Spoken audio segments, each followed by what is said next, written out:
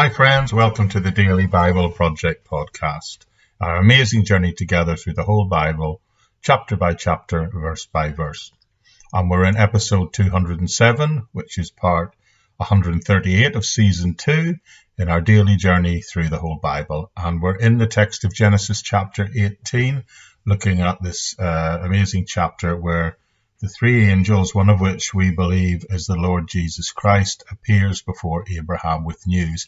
And this is the point where they bring Sarah into the equation, have some amazing news for Sarah. So I'm going to begin to read to you from chapter 18, verses 9 and 10. But I'd just like to remind you before we do that the full transcript of all of these podcasts is always available on any audio version of the podcast in the show notes or the episode notes section, wherever you happen to find it. So here we go. Genesis 18 verses 9 and 10 says this. So this is one of the angels speaking. "Where is your wife Sarah?" they asked him. "There in the tent," he said. Then one of them said, "I will surely return to you about this time next year, and Sarah, your wife, will have a son."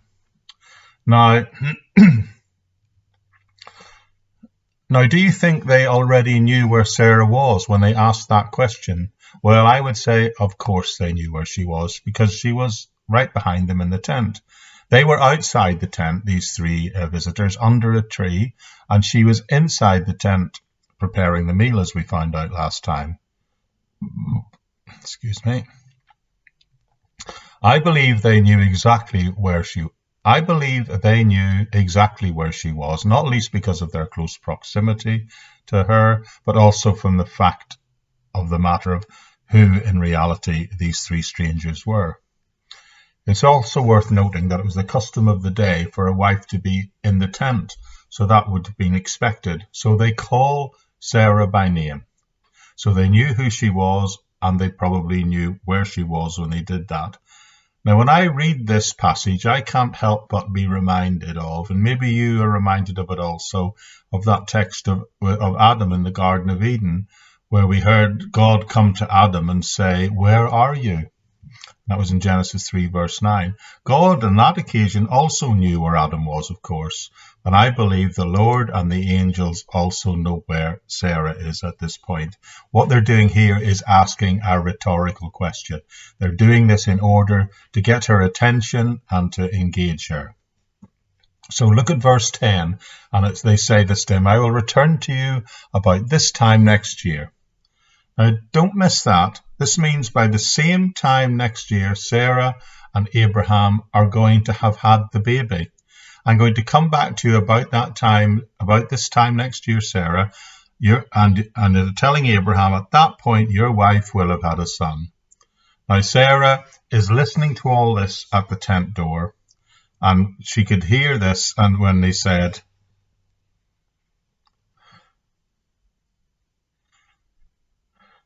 Now, Sarah was listening at the tent of the door and could hear this entire conversation, which is why we are told, and she's speaking to herself here, Abraham and Sarah were already very old and Sarah was past the age of childbearing.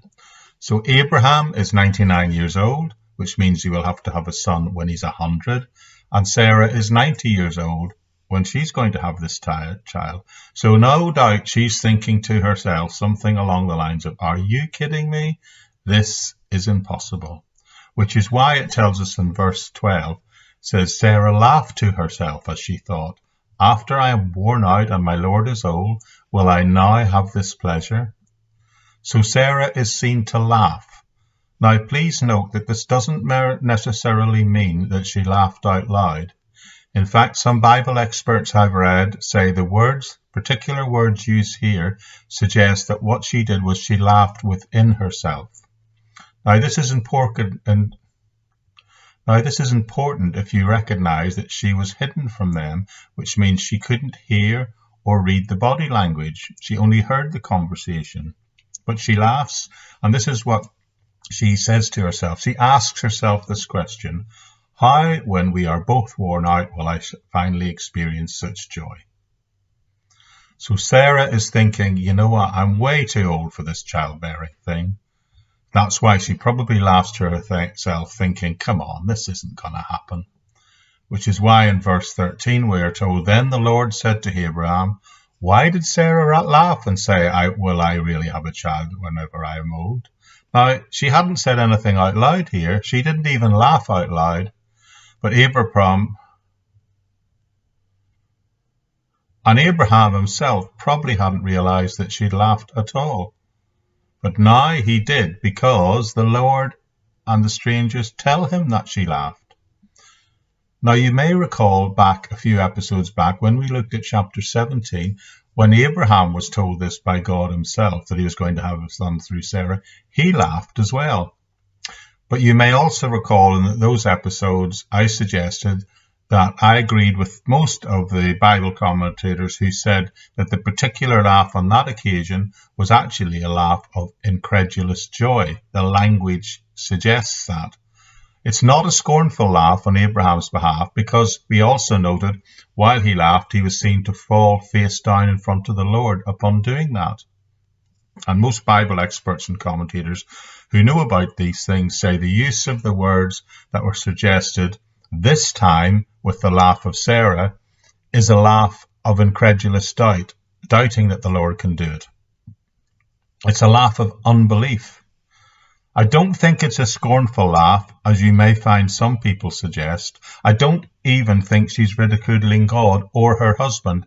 I think she's really just saying something like, right? Really? And laughing because of how incredulous this situation seems. That in a sense she's laughing at the incredible and incredulous. In fact, she's laughing with the very idea that such a thing could happen. So how is the Lord going to address this? Well, we'll find out next time in the next episode. I hope to see you again back here very soon in the Daily Bible Project podcast. Bye-bye for now.